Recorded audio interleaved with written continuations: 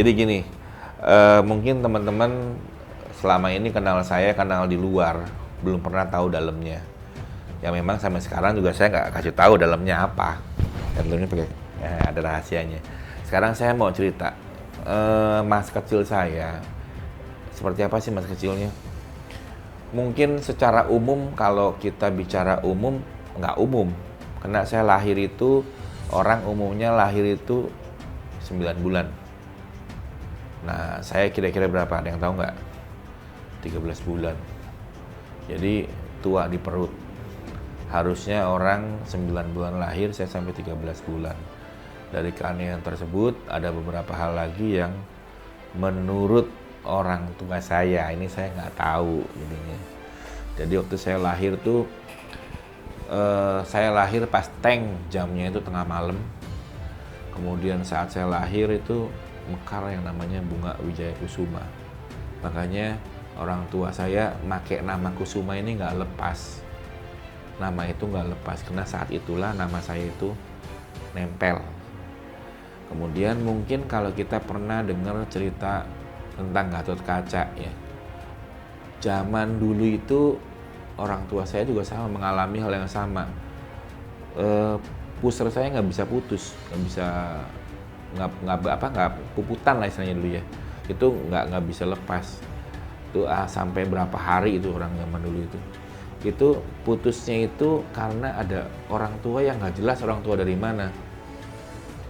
Yang lihat ibu saya, jadi duduk, dipegang, putus.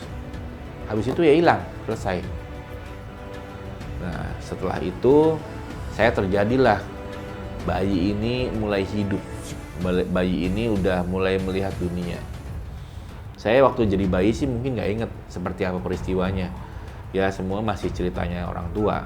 Tapi waktu saat saya mengingat apa yang saya ingat adalah ada hal-hal yang mungkin sekarang orang bilang zaman ini dibilangnya anak itu indigo. Ya kala itu saya juga mungkin saya indigo. Karena saya banyak melihat hal-hal yang tidak dilihat oleh orang lain. Cuman waktu itu istilah indigo belum ngetren. Orang tua saya nggak tahu, saya pun nggak ngerti apa-apa. Tapi apa yang saya lihat, apa yang saya lakukan, banyak yang orang lain tidak bisa pada kala itu. Contoh, waktu saya melihat makhluk halus, saya melihat jin, melihat bla bla bla alam X yang selama ini tidak dilihat orang lain. Saya bisa melihat itu tanpa belajar. Jadi dari kecil itu kadang-kadang saya suka hilang kemana nih ya, kok orang ini nggak ada. Saya main di kuburan keramat, tempat-tempat kosong, lowong yang selama ini anak kecil kalau situ kesurupan. Kadang-kadang anak kecil kalau main ke tempat tersebut panas pulangnya, atau ngelewat aja udah panas. Di kuburan tua, saya suka main di sana. Saya selalu dimarahin orang tua, main kok situ-situ, tempatnya lain nggak ada katanya. Ya saya nggak tahu, tapi karena pada masa itu saya melihat teman saya melihat teman main saya adalah mereka yang ada di tempat tersebut. Saya nggak menyadari kalau mereka itu bukan manusia, karena dalam pandangan saya, ya mereka sama aja seperti anak-anak pada umumnya. Ternyata saya bermain sama anak tuyul, saya bermain sama anak gondoruo, saya bermain sama anak-anak yang bukan anak-anak sewajarnya. Dan saya senang main-main aja, seperti anak-anak kecil pada umumnya. Jadi kalau gondoruo tuh nakal, anak nakalnya luar biasa, dan baunya nggak karu-karuan. Jadi kalau saya suka main umpet-umpetan. Dulu umpet-umpetan itu sama, ya bangsa seperti itu. Lucu buat saya. Karena orang selalu bilang hati-hati kalau main umpet-umpetan nanti diumpetin sama alam halus. Nah saya main umpet-umpetannya sama mereka. Saya main umpet-umpetan. Jadi kalau ingat-ingat lucu juga, kok orang takut diumpetin alam halus. Nah, saya main-main sama mereka umpet-umpetan. Seperti itu. Jadi ini cerita zaman lalu, masa kecil yang saya akhirnya menyadari kalau apa yang saya lihat belum tentu orang lihat. Kala itu apa yang saya lihat, saya selalu merasa orang lain pun melihat. Namanya anak kecil nggak mengerti. Saya pikir apa yang saya lihat, siapa pasti lihat. Saya lihat orang lain pasti tahu. Tapi ternyata saya beberapa kali terjadi, saya baru menyadari ceritanya begini. Saya main sama teman-teman saya manusia. Tiba-tiba ada teman saya dari alam halus tadi lewat. Karena saya merasa kenal, say hello, halo. Teman saya yang memang merasa tidak melihat, kamu bicara sama siapa? Sudah ngomong dari sopo. Lah, saya kan jadi bingung. Ngomong sama siapa? Memang tadi ada kan? Hal ini yang akhirnya saya baru menyadari, karena ada beberapa kali lagi peristiwa serupa yang akhirnya saya yakin kalau apa yang saya lihat belum tentu mereka lihat. Zaman dulu tuh saya tuh nggak pernah ngerti apa sih namanya pasang susuk, apa sih ngisi energi, apa sih ini itu dan lain-lainnya berkaitan dengan dunia spiritual, itu saya nggak ngerti. Zaman dulu saya melakukan sebuah proses yang sebetulnya itu adalah proses spiritual dan saya tidak pernah menyadari itu proses spiritual. Karena saya bisa melakukannya sendiri dengan sendirinya secara alami. Misalnya contoh, kalau orang masang susuk dimasukkan ke dalam badan. Kalau orang sekarang kadang-kadang masuk ke dalam badan sampai berdarah pula, bebekas dan lain-lain. Saya dulu tuh dari kecil suka masukkan barang-barang ke dalam kambing. Kambing ini saya masukin batu, terus masuk. Kambing ini saya isi sesuatu lah. Tapi hilang masuk badan kambing. Saya pikir semua orang waktu itu saya pikir bisa. Saya akhirnya sadar kalau ternyata orang-orang nggak bisa, tuh saya contohkan di antara kawan-kawan saya bilang begini, ayo saya bilang itu, banyak-banyakan masukin batu ke kambing, saya bilang gitu. Begitu saya masukkan, kawan-kawan saya yang lain melihat, loh itu apa ya? Kok bisa sulap ya gitu. Saya baru sadar, oh ternyata dia tidak bisa. Artinya di situ saya baru menyadari kalau apa yang saya tahu dan apa yang saya mengerti dan apa yang saya bisa belum tentu orang lain bisa. Ya umur 5 tahun, umur 6 tahun, umur 7 tahun. Kemudian juga saya sudah terbiasa mengobati masa itu, mengobati orang sakit. Ya, jadi kemudian selanjutnya saya mulai mengobati. Awalnya juga saya nggak menyadari kalau itu namanya mengobati. Semua terjadi begitu saja. Jadi ceritanya ada orang tua kawan saya. Orang tua kawan saya itu dia lumpuh, tidur nggak bisa bangun. Entah namanya versi zaman sekarang mungkin dibilangnya stroke atau apalah, saya nggak tahu. Zaman itu terjadi orang tua tersebut lumpuh dan dia adalah orang tua kawan saya, nenek kawan saya. Pada masa kecil saya nggak ngerti itu namanya ngobatin. Cuman saya berasa sepertinya saya harus ngambil air minum. Ya tentu dengan kondisi begitu, ya saya seperti anak kecil pada umumnya. Haus, saya bilang gitu. Haus, minta air. Saya dikasih air minum. Air minum saya minum separuh. Kemudian waktu saya pegang air tersebut, seperti dengan begitu saja di kepala saya, timpos, tiup. Ya. Saya tiup. Terus seperti terjadi begitu saja. Sebutno, waras. Terjadi begitu saja, saya tiup. Terus suruh dikasihkan ke orang tua tersebut.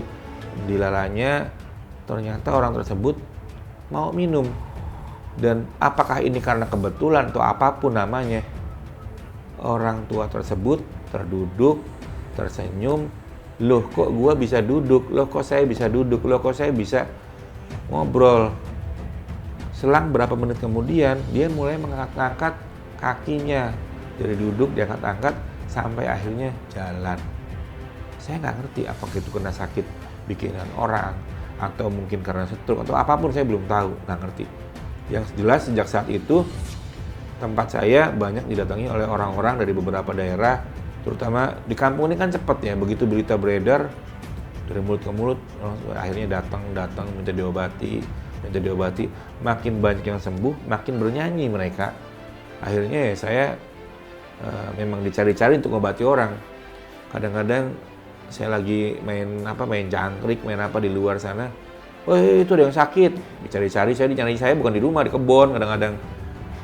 Hal-hal inilah yang akhirnya terus membimbing saya, dan saya juga bertemu dengan banyak orang tua dalam perjalanan itu yang akhirnya membimbing saya sampai menjadi seperti sekarang. Jadi tiba-tiba saya ngobati orang kesurupan. Ini juga sama. Saya waktu itu ceritanya habis main, anak-anak kecil main. Tiba-tiba ada orang teriak-teriak. Di situ sudah banyak orang duduk. Ada yang lagi baca-baca pakai bahasa Jawa, ada yang ngaji dan lain-lain. Tapi orang itu tetap kelojotan. Saya nggak ngerti kan, kenapa kok terjadi begitu. Kok orang itu kelojotan, saya nggak ngerti. Tapi dalam mata saya melihat orang menyeringai di dalam. Saya perhatiin siapa? Kok kenal, saya bilang gitu. Ternyata teman saya main.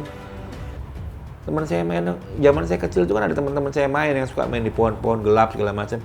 Ketawa-tawa, kan dia ketawa-tawa. Jadi saya panggil, saya deketin. Kamu main-main di sini nggak ngajak-ngajak, saya bilang gitu. Kok udah sampai sini aja, kok saya nggak dikasih tahu gitu.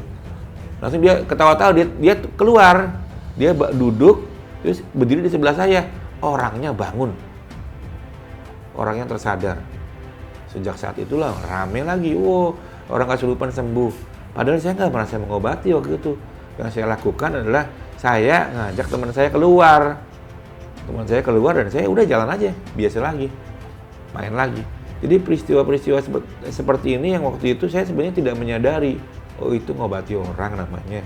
Karena pada prosesnya waktu itu saya merasa saya cuma ketemu teman saya sudah keluar, itu aja.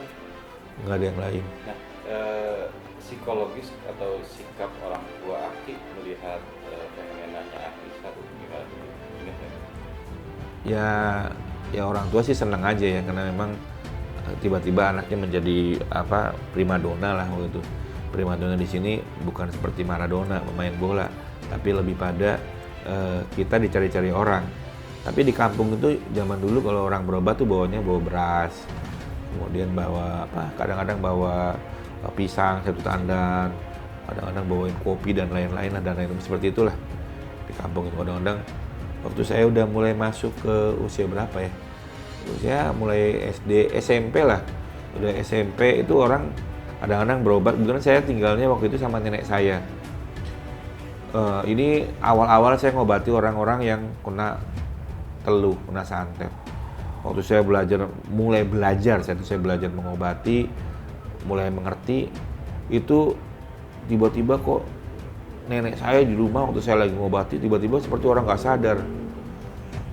Nenek saya akhirnya saya pulang marah-marah, habis ngobatin orang ya? Pasti orang sakit apa nih, nggak benar, jadi akhirnya ngembet, nyerang ke dia. Akhirnya setelah itu saya pikir lagi, ini apa ya? Saya belajar lagi. Kemudian saya di sana juga ketemu orang-orang tua, ketemu guru-guru yang akhirnya membimbing saya mengajarkan keilmuan dunia spiritual sehingga lebih dalam.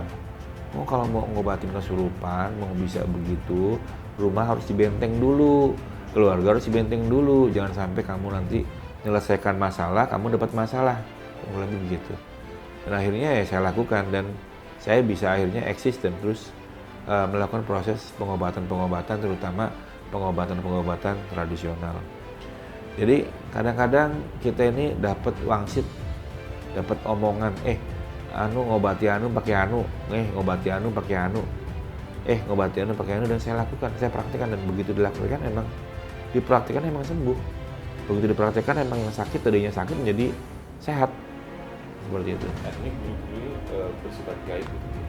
Guru-guru saya ada yang bersifat gaib, tidak nyata, tapi juga memang dalam namanya anak hidup, sekolah, ada sekolah madrasah, segala macam zaman kecil, kemudian juga kita juga banyak bergaul, ada orang-orang yang dianggap di kampung sebagai tetua-tetua. Saya dipanggil oleh mereka. Saya dipanggil, kemudian saya juga datang kepada mereka, saya berguru sama mereka akhirnya, karena saya merasa apa yang saya punya sepertinya cocok dengan apa yang mereka ceritakan. Saya belajar dengan banyak guru, dan akhirnya bisa jadi seperti sekarang.